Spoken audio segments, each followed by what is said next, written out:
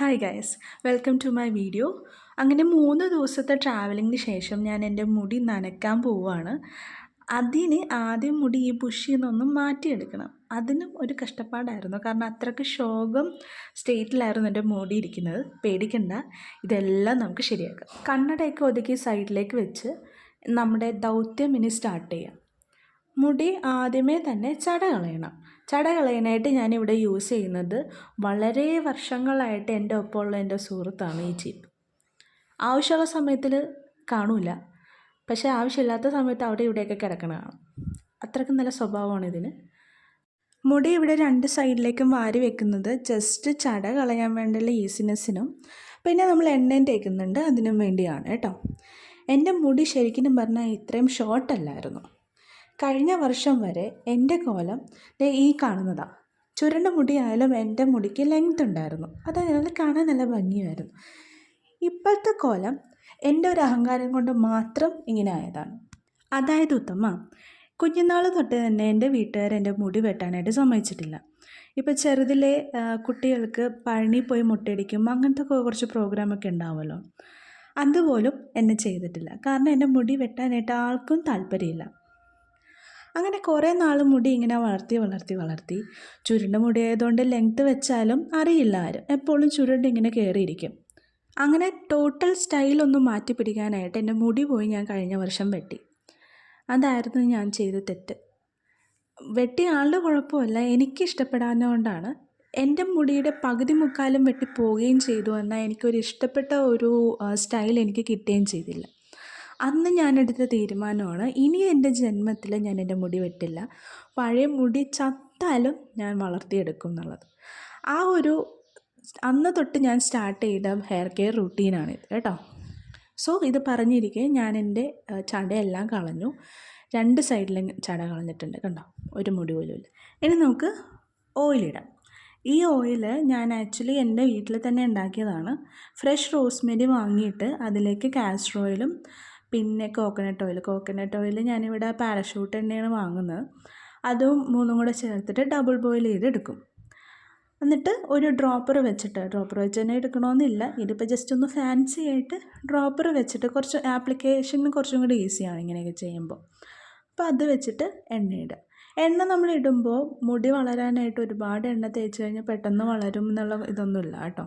മുടിക്ക് വേണ്ട എണ്ണ മാത്രം നമ്മൾ തേച്ചാൽ മതി. എണ്ണ തേച്ച് കഴിഞ്ഞാൽ പിന്നെയുള്ള മെയിൻ സ്റ്റെപ്പ് എന്ന് പറയുന്നത് ഇങ്ങനെ മസാജ് ചെയ്യുക. നല്ലോണം ഫ്രണ്ടിലും ബാക്കിലും ഒക്കെ നല്ലോണം മുടി മസാജ് ചെയ്ത് കൊടുക്കുക. മസാജ് ചെയ്യുമ്പോൾ ഈ നെയിൽസ് വളർത്തുന്ന ആൾക്കാരാണെങ്കിൽ നെയിൽസ് വെച്ചിട്ട് ഇങ്ങനെ ചൊറിയാൻ നിൽക്കരുത്. ചൊറിഞ്ഞു കഴിഞ്ഞാൽ അവിടെ പൊട്ടും. പൊട്ടിക്കഴിഞ്ഞാൽ നമ്മൾ തല കഴുകുമ്പോൾ സോപ്പ് വെള്ളമൊക്കെ വീണ് നല്ല നീറ്റലായിരിക്കും. അപ്പോൾ ഫിംഗർ ടിപ്സ് വെച്ച് മാത്രം നല്ലോണം മസാജ് ചെയ്യുക. എന്നിട്ട് ഞാൻ ഒന്നും കൂടെ വാരുന്നുണ്ട്. മുടി ഞാൻ അപ്പം ഇങ്ങനെ വാരിക്കൊണ്ടിരിക്കും. ചുരുണ്ട മുടി ആയതുകൊണ്ട് പെട്ടെന്ന് ഇങ്ങനെ ചട കിട്ടും. സോ ചടയെല്ലാം ഇല്ല എന്നുള്ള രീതിയിൽ മുടി വാരി കെട്ടി വെക്കുക.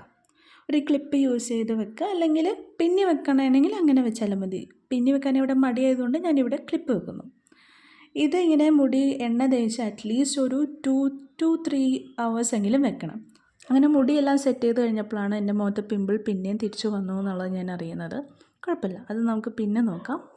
ഇപ്പോൾ ഞാൻ എൻ്റെ മുടിയിൽ തേച്ച അതേ എണ്ണ, ആ റോസ്മെരിയുടെ ആ എണ്ണയില്ലേ, അത് തന്നെയാണ് ഞാൻ എൻ്റെ പിരികത്തും തേച്ച് കൊടുക്കുന്നത്. എൻ്റെ പിരികം ശരിക്കും പറഞ്ഞാൽ പണ്ട് പിരികം എന്ന് പറഞ്ഞ സാധനം ഒന്നും ഉണ്ടായിരുന്നില്ല, എഴുതി ഒട്ടിച്ച് വെക്കണമെന്നിരുന്നു. ഇപ്പോൾ കുറച്ചൊക്കെ ഉണ്ട്, എന്നാലും കുറവാണ്. അപ്പോൾ അത് വളരാൻ വേണ്ടിയിട്ട് ഹെയറിൽ യൂസ് ചെയ്യുന്ന അതേ എണ്ണ തന്നെയാണ് ഞാൻ പിരികത്തും പിന്നെ കൺപീലിയിലും യൂസ് ചെയ്യുന്നത്. കൺപീലിയിൽ എഴുതുമ്പോൾ കണ്ണിൻ്റെ ഉള്ളിലേക്ക് എഴുതി കൊടുക്കരുത്, പുറത്ത് മാത്രം ജസ്റ്റ് ഒന്ന് ഇട്ടാൽ മതി കേട്ടോ. ഹെയർ സെറ്റ് ചെയ്ത് കഴിഞ്ഞ് ഞാൻ ഈ ബോണറ്റും കൂടി ഇട്ടു. അത് നിർബന്ധമില്ല, എൻ്റെ കയ്യിലുള്ളത് കൊണ്ട് പിന്നെ ഒരു ഷോ കാണിക്കാൻ വേണ്ടിയും കൂടി ഇട്ടതാണ്. ഇനി നേരത്തെ കണ്ട കുരു അതൊന്ന് കൺട്രോൾ ചെയ്യാൻ വേണ്ടിയിട്ട് ഞാൻ വീട്ടിൽ യൂസ് ചെയ്യുന്ന മാസ്കാണ് ഇത്. ഹെയർ കെയറിൻ്റെ ഭാഗമല്ല, പക്ഷെ എന്നാലും ഇട്ടതുകൊണ്ട് കാണിക്കുന്നതാണ് കേട്ടോ.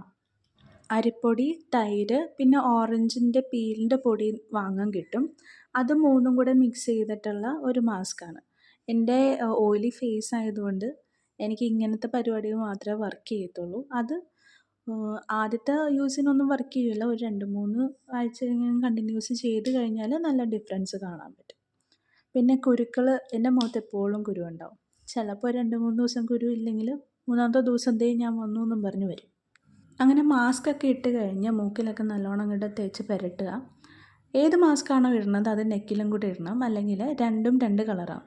അനുഭവം ഗുരു, അതുകൊണ്ട് ഞാനിപ്പോൾ എന്തിട്ടാലും കഴുത്തിലും കൂടെ ഇടും.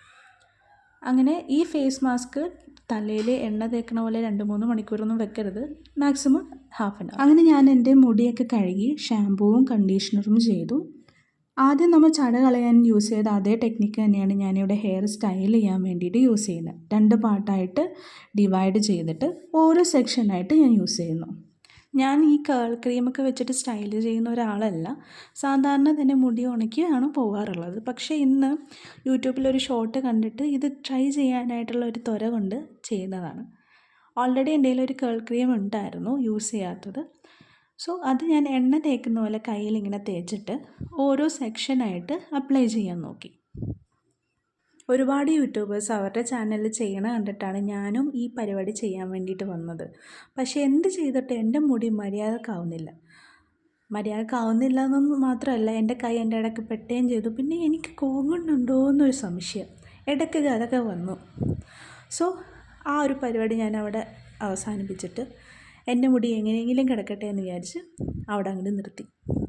ഒരു സൈഡ് പാളിയെന്ന് വെച്ചിട്ട് നമുക്ക് വിട്ട് കളയാൻ പറ്റില്ലല്ലോ. സോ അടുത്ത സെക്ഷനും കൂടെ ഞാൻ അങ്ങോട്ട് എടുത്തു.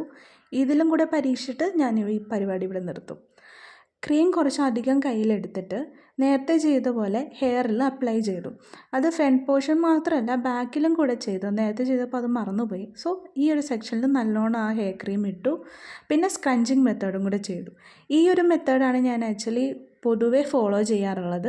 ഷാമ്പു ഇട്ട് കഴിഞ്ഞ് കണ്ടീഷണർ ഇട്ട് എന്നിട്ട് സ്ക്രഞ്ച് ചെയ്യും ആ വെള്ളത്തിൽ തന്നെ, എന്നിട്ടാണ് ഹെയർ കെട്ടി വെക്കുന്നത്. ഇവിടെ ഞാൻ എൻ്റെ വലിയ പല്ലുള്ള ചീപ്പ് വെച്ചിട്ട് ഒന്നും കൂടെ ഒന്ന് വാരി പിന്നെയും സ്ക്രഞ്ച് ചെയ്യുന്നുണ്ട്. ഒരു കാര്യമില്ല, ജസ്റ്റ് ഒരു രസം. മുടി നല്ലോണം ഒന്നും കൂടെ ഒന്ന് സ്ക്രഞ്ച് ചെയ്ത് കൊടുത്തിട്ട് ആ നേരത്തെ നമ്മൾ ട്രൈ ചെയ്ത ആ ട്രിക്കില്ലേ, ഫ്രണ്ടിൽ നിന്ന് കുറച്ച് ഹെയർ എടുത്ത് റോൾ ചെയ്യുന്നത്, ആ റോൾ ചെയ്യുന്നത് ഒന്നും കൂടെ ഒന്ന് ട്രൈ ചെയ്യാമെന്ന് വിചാരിച്ചിട്ട് കുറച്ചും കൂടെ തിക്കായിട്ട് ഹെയർ എടുത്തു. എന്നിട്ട് ഇങ്ങനെ റോൾ ചെയ്യുന്നു. സെക്കൻഡ് ടൈം ചെയ്തപ്പോൾ വർക്ക് ആയി കേട്ടോ. കണ്ട, നല്ല നൂഡിൽസ് പോലെ മുടി എടുക്കുന്നുണ്ട്. സോ അപ്പോൾ എനിക്ക് ഭയങ്കര സന്തോഷമാണ്. മുഖത്ത് കാണുന്നില്ലെങ്കിലും വർക്കിനോടുള്ള ഡെഡിക്കേഷൻ കാരണം എക്സ്പ്രഷനൊന്നും അറിയുന്നില്ല. കുറച്ച് ഭാഗം മാത്രമേ ഞാനിങ്ങനെ ചെയ്തിട്ടുള്ളൂ കേട്ടോ. എൻ്റയർ പോർഷൻ മുടി ചെയ്ത് കഴിഞ്ഞാൽ ഞാനിപ്പോൾ ഒന്നും ഇവിടെ നിന്ന് എണീക്കാൻ ചാൻസ് ഇല്ല. പിന്നെ എൻ്റെ കൈ കഴിക്കുകയും ചെയ്യും. സോ ജസ്റ്റ് ആ ഫ്രണ്ട് പോർഷൻ മാത്രമേ ഞാൻ ചെയ്യുന്നുള്ളൂ. 1-2 പ്രാവശ്യം അത് നന്നായുള്ളൂ. പിന്നെ തൊട്ട് നേരത്തെ പോലെ തന്നെ പണി വാളാൻ തുടങ്ങി. ഇനി മുടി നമുക്ക് നല്ലോണം ഒന്ന് ഡ്രൈ ചെയ്യാം. ഡ്രൈ ചെയ്യുമ്പോൾ ഞാൻ ഈ ക്ലിപ്പ് ഇങ്ങനെ വെക്കാറുണ്ട്. നമ്മുടെ ക്രൗൺ ഏരിയയിൽ കയറ്റി നല്ലോണം വെക്കും. ഇങ്ങനെ വെക്കുന്നതിന് ബെനിഫിറ്റ് എന്ന് പറഞ്ഞാൽ മുടി ഡ്രൈ ആകുമ്പോൾ വോളിയം ഉണ്ടാവും മുടിക്ക്, അല്ലെങ്കിൽ ഇങ്ങനെ പശ നക്കിയ പോലെ ഇരിക്കും. സോ ഗൈസ്, എൻ്റെ മുടി ഉണങ്ങിയിരിക്കുന്നു. ഫുൾ ഉണങ്ങിയിട്ടില്ല, ജസ്റ്റ് ഒരു 70-75% മാത്രമേ ഉണങ്ങിയിട്ടുള്ളൂ. പക്ഷെ നോക്കൂ, എൻ്റെ പഴയ മുടിയുടെ ചുരുളൊക്കെ ഇങ്ങനെ വരുന്നുണ്ട്. എനിക്ക് ഭയങ്കര ഇഷ്ടമാണ് എൻ്റെ മുടി. ഇങ്ങനെ കാണുമ്പോഴും എനിക്ക് തന്നെ തോന്നും, ഓ കാണാൻ കുറച്ചൊക്കെ കൊള്ളാം, കുഴപ്പമില്ല, തെറ്റില്ല എന്നുള്ളൊരു തോട്ട് വരും. ഇത് കണ്ടോ, നമ്മൾ ആദ്യം പെർഫെക്റ്റായിട്ട് ചെയ്ത ആ ഒരു കേള്, അതാണിത്. ഞാൻ ഉദ്ദേശിച്ച പോലത്തെ ഒരു ഹെയർ സ്റ്റൈലിംഗ് ആയില്ലെങ്കിലും എനിക്ക് ഈ റിസൾട്ട്സ് ഭയങ്കര സാറ്റിസ്ഫൈഡ് ആണ്. മുടിയാട്ടത്തിന് ഞാൻ ട്രൈ ചെയ്തതല്ല, പേടിക്കേണ്ട, പ്രാന്തായതല്ല. ജസ്റ്റ് ഒന്ന് മുടി റീവൈൻഡ് ചെയ്തതാണ്. എനിക്ക് ഭയങ്കര ഇഷ്ടമായത്. I love this. ഇനി കുറച്ച് ഫോട്ടോസും കൂടി എടുത്തു. നിങ്ങൾ പറയാൻ നിങ്ങൾക്ക് ഇഷ്ടമായോ ഇല്ലയോ എന്നുള്ളത്.